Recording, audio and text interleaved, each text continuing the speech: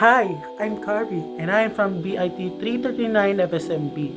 And the subject is all about the industrial safety management. And today, we're gonna talking about the Activity 1, Compliance Checklist and Creation. Kitchen Work Area Compliant. Sa kabuuan, ang pagsunod sa mga pamantayan sa kusina ay isang mahalagang hakbang tungo sa paglikha ng isang ligtas at madaling gamitin at posibong espasyo. Ito ay isang pamumuhunan sa kaligtasan, pagkapantay-pantay at kalidad ng buhay.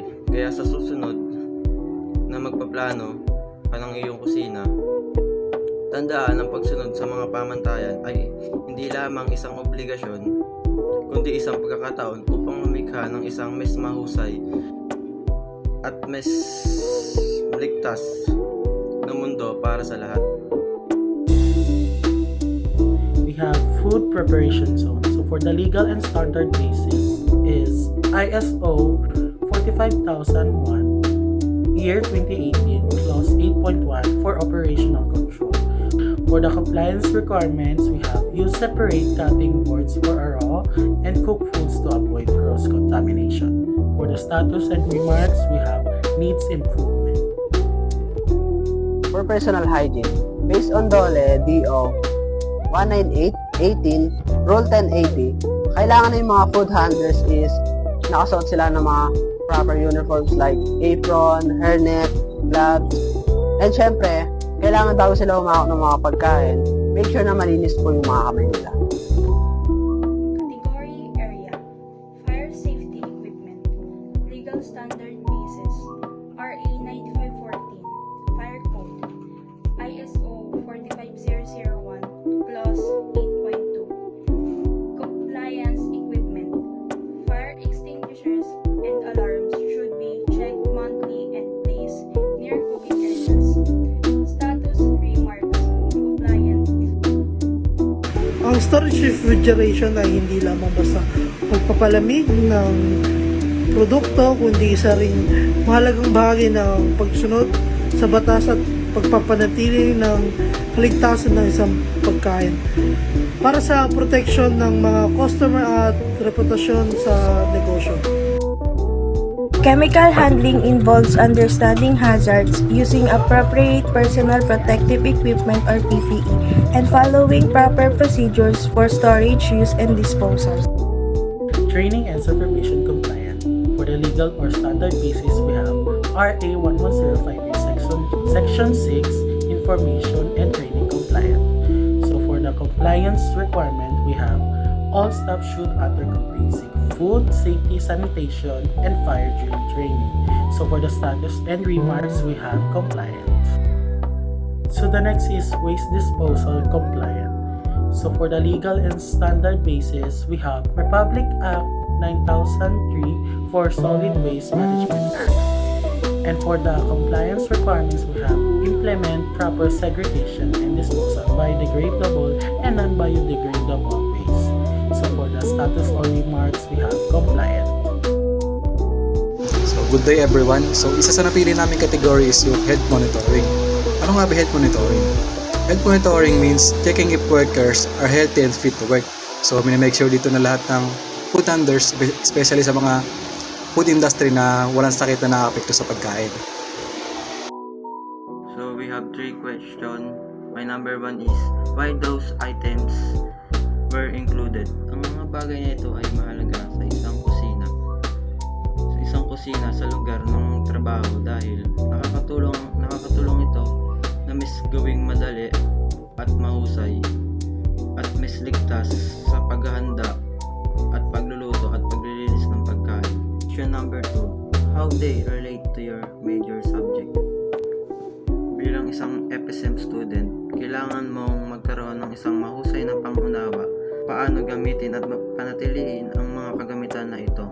Kailangan mo ring magkaroon ng isang mahusay na pangunawa at kalinisan at kaligtasan ng pagkain. Question number 3, how they ensure both legal compliance and safety excellence sa pamamagitan ng pagpapatupad ng mga kasanayang ito. Ang mga lugar ng trabaho sa kusina ay maaaring matiyak ang legal na pag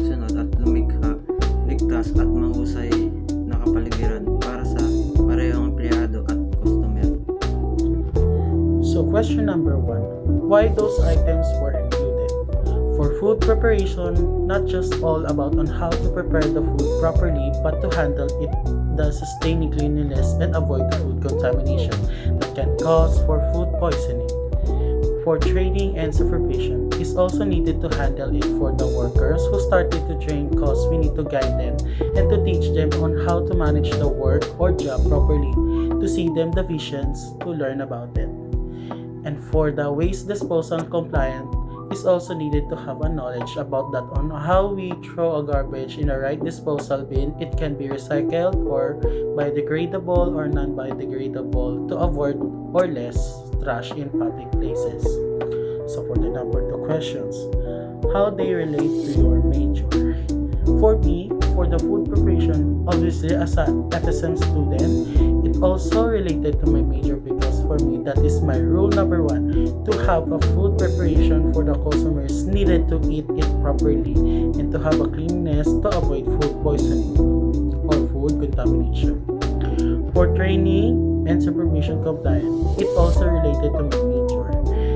As a FSM student, because I also experienced that before on my OJT, on how to manage the restaurant and how should we cooperate with the team on the restaurant and how to handle the mood swings of the customers.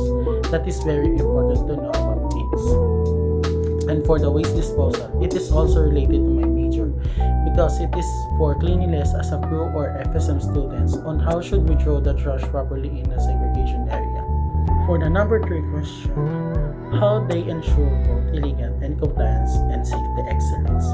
For training and supervision should have a republic to act state if the people are also follow the laws, that they cannot to have violation and destroy the surroundings, as well as for trainings and supervision to visualize the whole setup in a workplace.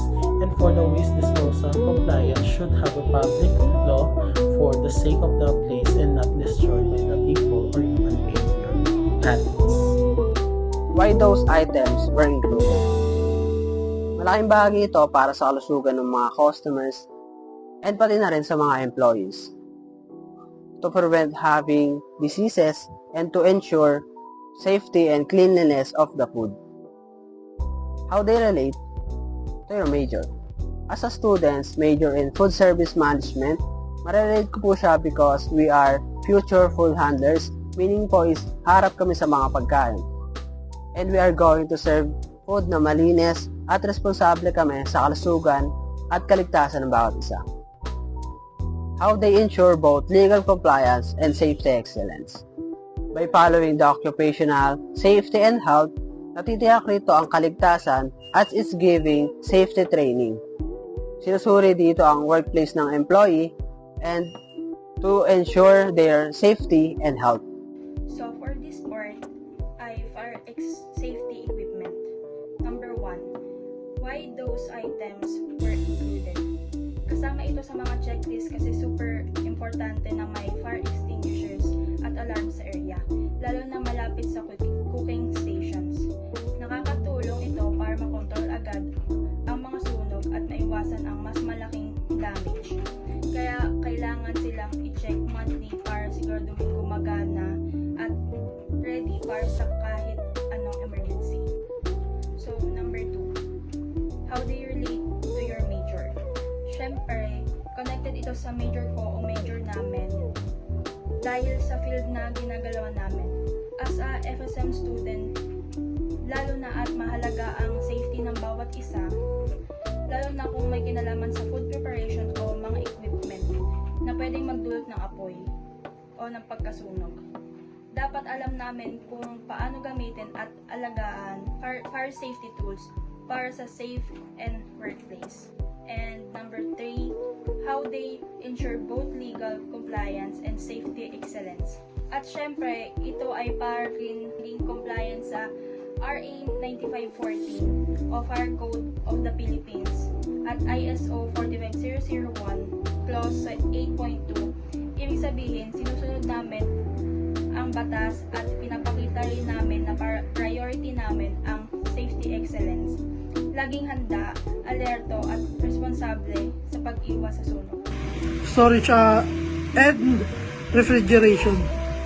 Dahil madaling masira yung mga pagkain, nilalagay nila dito yung mga pagkain na yun para tumagal yung shelf life, makontrol nila yung temperature, then para maiwasan yung pagkasira at pagkabulok ng pagkain, pagkapangit ng quality, how they relate to your major. Storage refrigeration ay may kinalaman sa aming kurso dahil napapanatili nitong quality ng isang pagkain at safety at haba ng buhay ng isang pagkain. Isa sa mga halimbawa ng storage refrigeration ay ang food technology dahil mahalaga ito sa pagpigil ng pagkasira ng pagkain. So, why those items were included? So, sinama namin siya dahil mahalaga sa mga food handlers, especially sa mga nagtatrabaho sa food industry, na magkaroon ng regular check-up. So, upang masiguro na ligtas, safe, saka wala kang sakit lang pwede makahawa sa pagkain. So, meron ko dito sample ng isang health certificate. So, valid to sa akin ng 1 taon. So, kapag mag-a-apply ka sa isang fast food chain or kahit anong trabaho na may kinalaman sa pagkain, isa to sa mga hinahanap nilang requirements. So, ang requirements naman para makakuha ka ng health certificate ay stool, laway, and x-ray. They relate to your major food service management. So bilang isang food service management, bahagi ng trabaho namin yung paghahanda at paghahatid ng pagkain sa mga customers. Kaya sinisiguro namin yung bawat isa sa amin ay healthy, walang sakit, upang mapanatili yung kalidad at kalinisan ng pagkain. How they ensure both legal compliance and safety excellence. So yung health monitoring, hindi lang pala siya basta company requirements. So under siya ng batas natin. So yung health monitoring is nakabase sa Department of Health Sanitation Code and Republic Act 11058 na nag-utos na dapat siguraduhin na employers ang kaligtasan ng employees and mga customers. So kapag may regular check-up, sumusunod tayo sa batas.